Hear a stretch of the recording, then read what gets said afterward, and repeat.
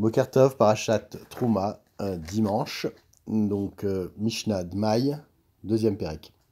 Donc on va parler des règles d'exception pour le Dmaï. Le Dmaï, on répète ce que c'est un produit où on ne sait pas si les prélèvements ont été faits ou pas. Et donc ça s'appelle Demaï parce que c'est un lachon de peut-être. Demaï, ça veut dire peut-être en araméen. Alors, maintenant on va voir dans la première Mishnah... il y a des produits qui, en général, proviennent d'Israël.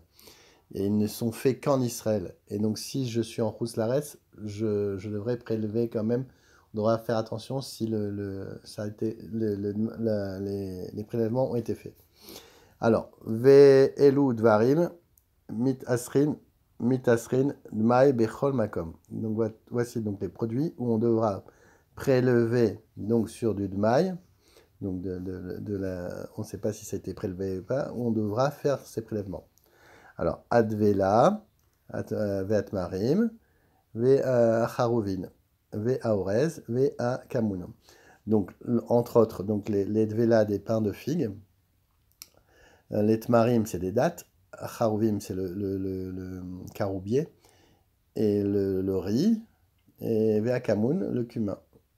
Ve'aorez, donc tous ces produits-là, on devra les reprélever, même si on se trouve en Rousslaret, parce qu'ils proviennent certainement des Eretz Israël, même s'il n'y a pas de peuplement juif, on devra refaire les prélèvements. Alors maintenant, Aoresh c'est Bechousslaret. Il y a un riz qui pousse en dehors des Eretz Israël, qui est reconnaissable par sa couleur. Kol Amishtamesh Memeno, Patour. Et tous ceux qui va l'utiliser même en Eretz Israël, il sera pas tour de faire les prélèvements, parce qu'il vient certainement reconnaissable par sa couleur, de Rousslaretz. Et donc, comme il vient de Rousslaretz, il n'est pas tour des prélèvements.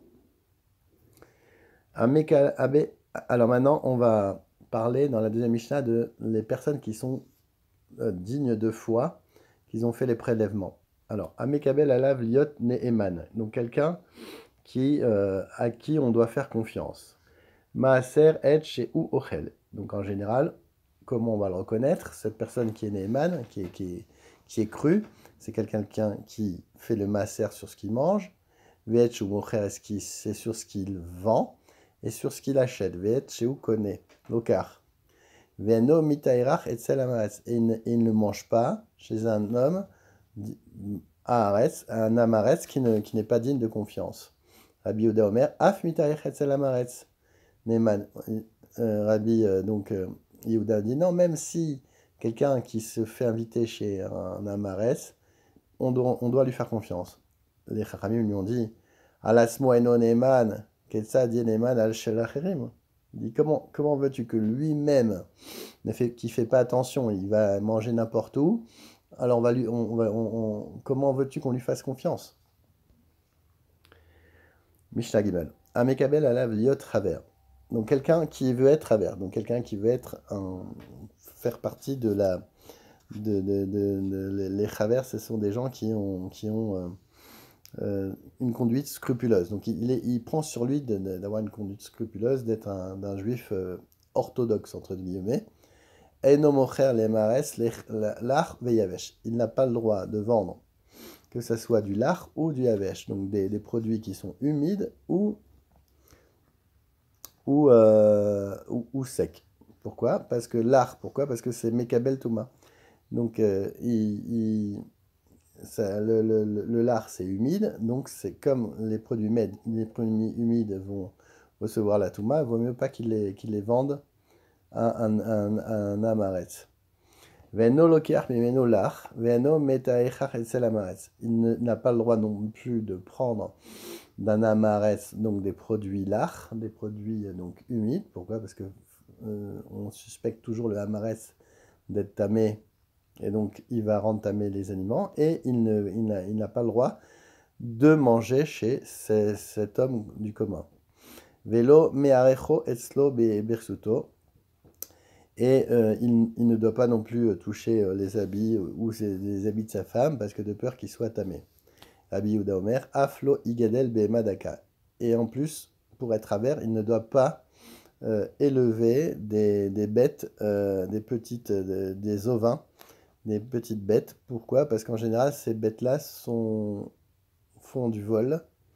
Et donc, pour être Haver, il faut avoir une conduite exemplaire, donc éviter d'élever du petit bétail. Parce qu'en général, ces bêtes vont dans les pâturages d'autrui. Veloye parous ben edarim usrok. Et il ne doit pas faire trop des vœux et des plaisanteries à outrance, parce que ça prouve une mauvaise conduite morale. Veloye metame lametim. Il ne doit pas se rendre tamé pour des morts, chez l'eau les tzorer, quand il n'en a pas besoin. Bien sûr qu'il peut se rendre tamé pour ses parents ou ses proches parents, mais quand il n'en a pas besoin, non. Ume shamesh bebet amidrash, et il doit faire du shimouch bebet amidrash, ça veut dire qu'il doit, prendre l'exemple des conduites des sages, qui sont au bet amidrash. Amrolo lo baou, et là, la klal.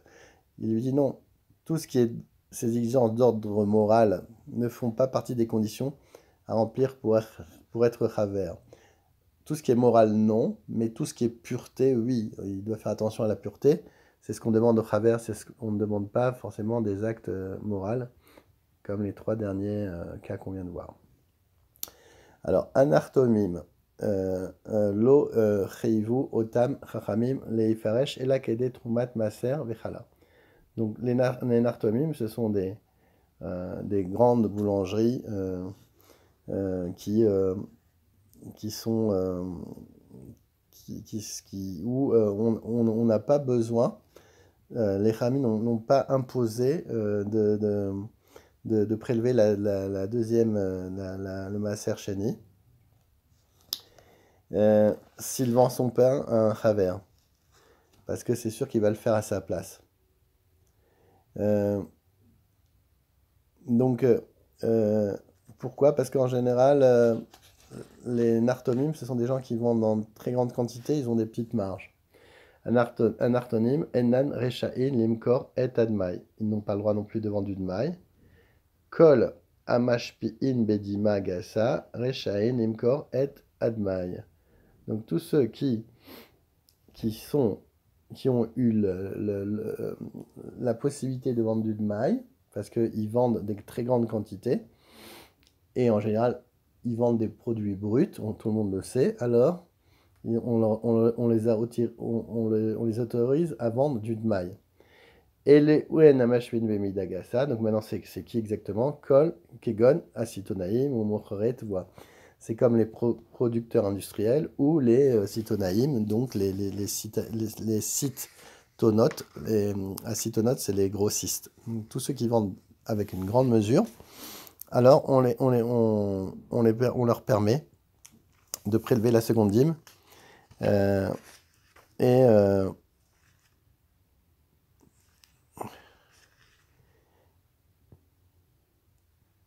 Par contre, ils devront quand même prélever la chala sur la pâte et aussi le 1/100 à titre de trouma, qui était la mesure minimale.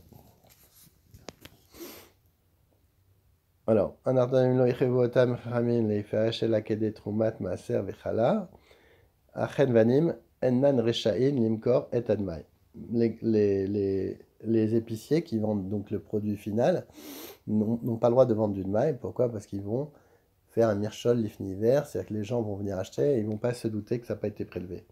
Kol amashpin bedi magasa rechain limkor et admai. Donc on a vu que tous ceux qui vendent de manière importante, ils ont le droit de vendre du produit brut. Velouen amashpin bedi magasa sitonaim ou mocher tevoa. Maintenant, Rabbi Meir Omer. Et chez Darko, les imaded.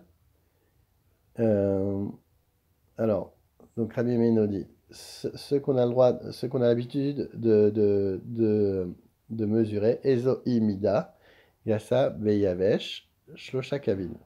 C'est ceux qui vendent à peu près Shlosha kavin, c'est-à-dire 6 litres, Wilvad ou Wilar, donc dans ce qui est liquide, ve dinar.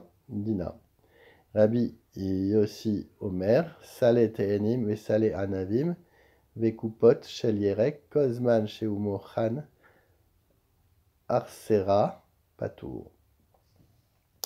Donc Rabbi Meir nous dit que les produits comme des céréales qui sont vendus en général en gros ne sont pas soumis à la loi du Dmaï, même s'ils sont vendus exceptionnellement en petite quantité. En général, c'est des produits qui se vendent en grande quantité, et même s'ils sont vendus en petite quantité, eh bien, on ne fera pas de reprélèvement. Réciproquement, donc ce qui est vendu généralement en petite quantité, comme des légumes secs, est soumis à la loi du Dmaï, même s'ils ont été vendus exceptionnellement en grande quantité. Donc là, on devra reprélever, parce que ce sont des choses qu'on a l'habitude de faire en petite quantité. Qu'appelle-t-on une grande quantité? Pour les solides, c'est 3 kabim, c'est environ 6 litres. Pour les liquides, c'est la quantité vendue à 1 dinar. Selon Rabbi aussi, les paniers de figues ou des raisins et les bottes de verdure ne sont pas soumis à la loi du maï tant qu'ils sont vendus par approximation sans être pesés, car c'est assimilé à une vente en gros. Bonne journée.